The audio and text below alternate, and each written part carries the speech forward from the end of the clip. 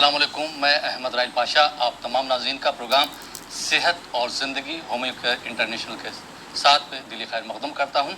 ये एक ऐसा प्रोग्राम है जिसमें आप अपनी बीमारी से जुड़ा कोई भी सवाल कर सकते हैं। आज हम बात करेंगे पाइल्स, हेमोरॉइड यानी कि जिसको हम बवासीर भी बोलते हैं, उस पर हम आज बात करेंगे और आपके सवालों के जवाब भी दिए जाएंगे।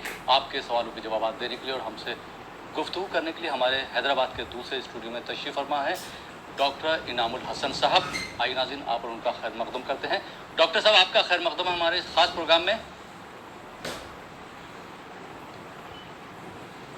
जी बहुत बहुत शुक्रिया।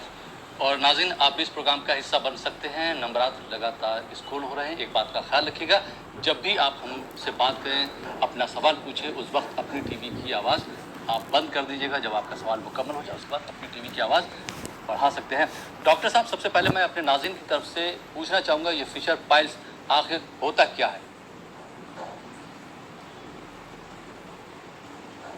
जी ये देखिए, पाइल्स, फिशर और फिस्टुला ये एनोरेक्टल डिसीजेस है। मतलब वो डिसीज़, वो बीमारी जो अपने एनस में आती है, जहाँ से मोशन बाहर निकल के आते हैं, वहाँ पे होने वाली बीमारियों को हम एनोरेक्टल डिसीजेस कहते हैं, जिसमें सबसे कॉमन, मोस्ट कॉमन थिंग ये है आपका पाइल्स, या फिर हम उसे कहेंगे बवासीर या हेमोराइड्स।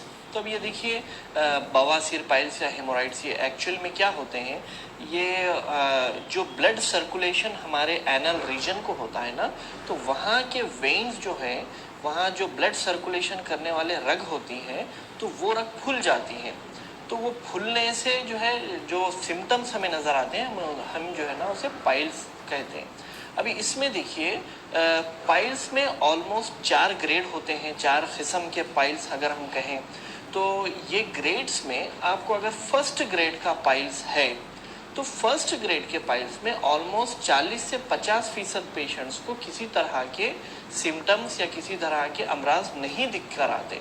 कभी कभार क्या होता है कि अगर आपको ग्रेड 1 पाइल्स है, तो कभी ब्लीडिंग हो जाना मोशंस में, और जुलाब में बहुत ज़्यादा ब्लीडिंग होना, और फिर 4-5 महीने तक कुछ नहीं नज़र आना, या फिर हर 2-3 महीने में कभी कभार ब्लीडिंग होना।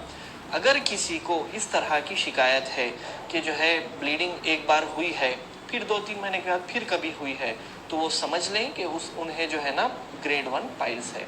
अभी इसमें देखिए, पाइल्स अगर सही ट्रीट नहीं किया गया, क्योंकि अक्सर पाइल्स के जो पेशेंट्स होते हैं, ये बोलने के लिए बहुत जो है ना शर्माते हैं ये लोग, तो इसकी वजह से क्या हो जाता है, ये बढ़कर जो है ना फर्स्ट ग्रेड से सेकेंड ग्रेड में चले आता है।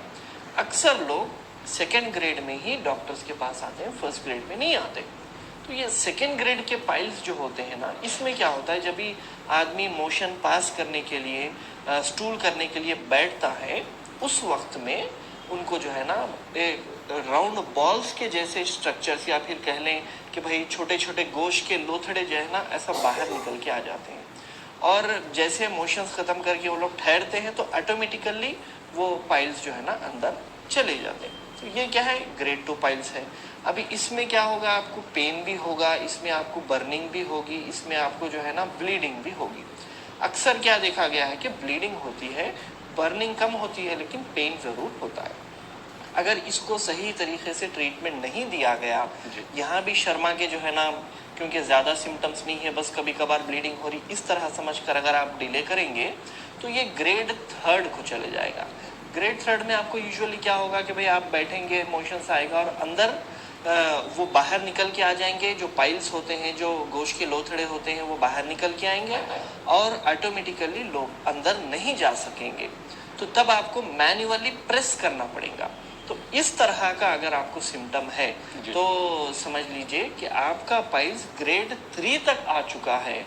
और इसके बाद में और एक ग्रेड है, ग्रेड 4 है, जिसमें ऑपरेशन बहुत ज़रूरी होता है। यूजुअली पूरी तरीके से सब बाहर निकल के आ जाते हैं, और इंटेंस पेन, बहुत ही ज़्यादा शदीद दर्द, और उसके साथ साथ जो है ना बर्निंग होना, खून जारी होना, कंटिन्यू खून जारी होता है। तो ये कौन सा ग्रेड है, क्या ग्रेड है, ये ग्रेड्स के हिसाब से ट्रीटमेंट जो है ना होमियो केयर इंटरनेशनल में हम देते हैं। जी, आपने जो बात कही कि गोश्त के लोथड़े तो मतलब हुदूद के हैं यहाँ पर?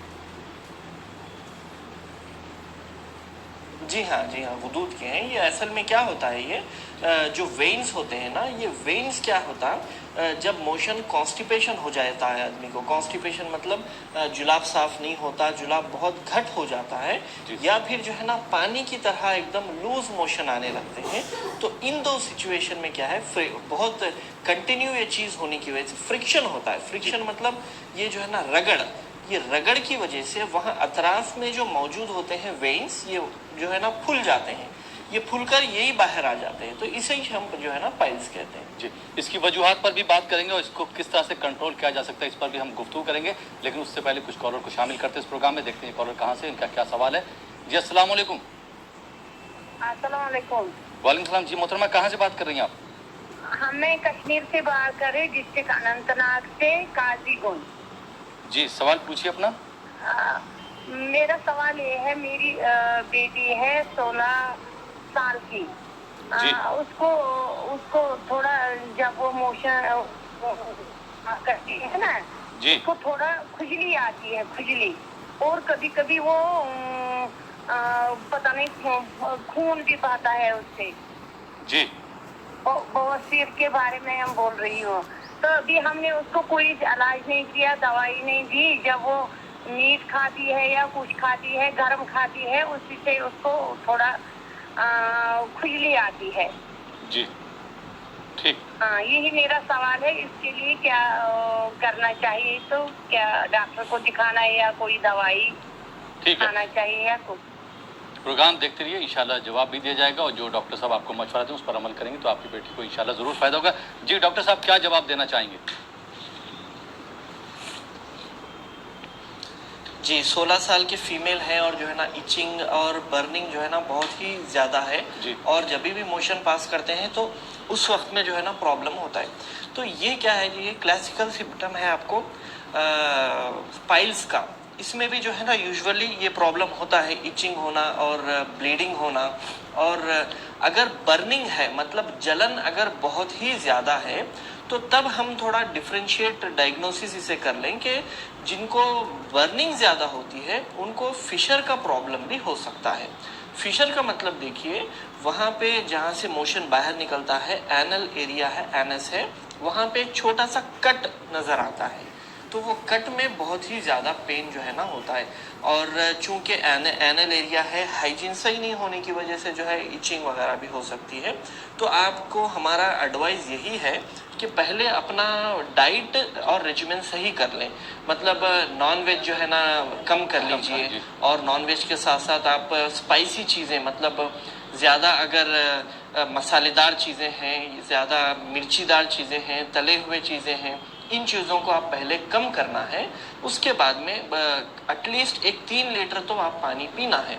उसके बाद में स्लिट बाथ मतलब एक टब हो, छोटा टब हो, जिसमें आप गर्म पानी डालें, गर्म पानी डालकर थोड़ा सा डेटॉल या फिर बिटाडिन डाल के उसमें एक 10 मिनट के लिए बैठ जाएं। ये मामूल अपना थोड़े दिन के लिए आप बना लें, और उसके बाद में भी अगर कम नहीं हुआ तो डेफिनेटली डॉक्टर को बताना बहुत ही ज़रूरी है।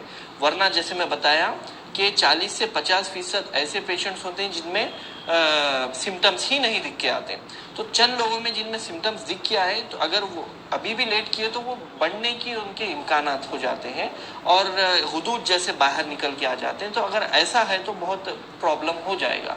तो पहले आप ये मैं जो भी आपको बताया हूँ इसके ऊपर अमल करते हुए नेक्स्ट आप डॉक्टर के पास ज़रूर जाएं। और होम्योकेयर इंटरनेशनल में भी इसका बहुत अच्छा इलाज मौजूद है। पाइल्स के केसेस, नंबर ऑफ केसेस हम लोग डील करते हैं, और जल्द से जल्द जो है ना पाइल्स में आपको रिलीफ आ जाता है, चाहे एक्सटर्नल पाइल्स हो, चाहे इंटरनल पाइल्स हो, ब्लीडिंग हो और नॉन ब्लीडिंग हो, किसी भी किस्म का पाइल्स बहुत ही अच्छा इलाज हमारे पास दस्तियाब है। जी बहुत बहुत शुक्रिया डॉक्टर साहब। जिस तरह से आपने कहा कि लोग शर्म